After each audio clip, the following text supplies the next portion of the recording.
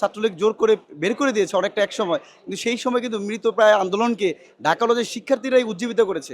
ঢাকা কলেজের শিক্ষার্থীদের বিগত সময়ে যে ঐতিহ্য একটা অবস্থান ছিল, জুলাই আগস্ট নাগরিক অভ্যুত্থান তার চেয়েও বেশি গুরুত্বপূর্ণ ভূমিকা পালন করেছে। দেখুন, জুলাই আগস্ট ছাত্র নাগরিক যে অভ্যুত্থান হয়েছে, সেক্ষেত্রে আমরা ঢাকা কলেজের থেকে শিক্ষার্থীরা যেই পরিমাণ ভূমিকা রেখেছে, যখন আমরা দেখতে পেয়েছি বাংলা ব্লক কর্মসূচি বা কমপ্লিট শাটডাউন কর্মসূচি দিয়েছে, তখন ঢাকা বিশ্ববিদ্যালয় থেকে বিভিন্ন বিশ্ববিদ্যালয়ের শিক্ষার্থীদের যখন ছাত্রলীগ জোর করে বের করে দিয়েছে অনেকটা একসময়, কিন্তু সেই সময় কিন্তু মৃতপ্রায় আন্দোলনকে ঢাকা কলেজের শিক্ষার্থীরাই উজ্জীবিত করেছে।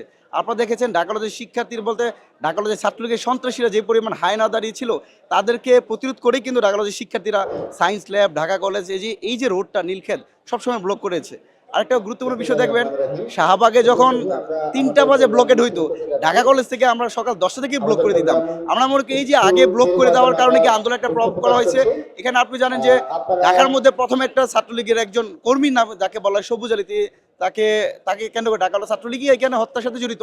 যে এই হত্যা করে প্রত্যেকটা শিক্ষার্থীকে ক্যাম্পাসে যারা ছিল তাদেরকে গ্রেপ্তার করার আতঙ্ক নিয়েই কিন্তু এই ঢাকা কলেজের শিক্ষার্থীদের রাস্তায় ছিল। আমি মনে করি ঢাকা কলেজের শিক্ষার্থীদের বিগত সময়ে যে ঐতিহ্য একটা অবস্থান ছিল, জুলাই আগস্ট নাগরিক অভ্যুত্থান তার চেয়েও বেশি গুরুত্বপূর্ণ ভূমিকা পালন করেছে।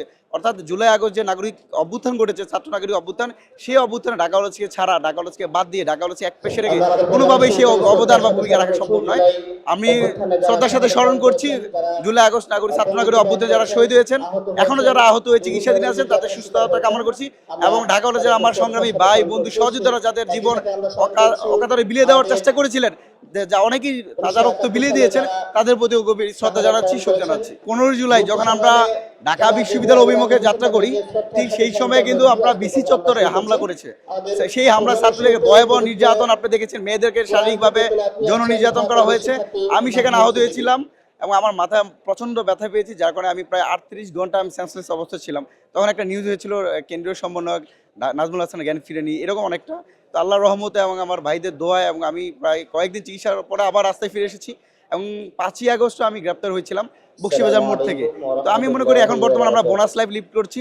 আমরা যেই স্বপ্ন, যে আকাঙ্ক্ষা নিয়ে এই বাংলাদেশকে দ্বিতীয়বার স্বৈরাচারের পতন থেকে, স্বৈরাচার থেকে মুক্ত করেছি, আমরা যেন আমাদের রক্তের বিনিময়ে অর্জিত এই বাংলাদেশকে সেইভাবে ফিরতে পারি, প্রত্যেকটা নাগরিক যেন স্বাধীনভাবে বসবাস করতে পারে, শিক্ষার্থী যেন মুক্তভাবে ক্যাম্পাসে অবাধ বিচরণ করতে পারে, সেই প্রত্যাশা থাকবে। সেই জন্য আমরা কাজ করে যাবো।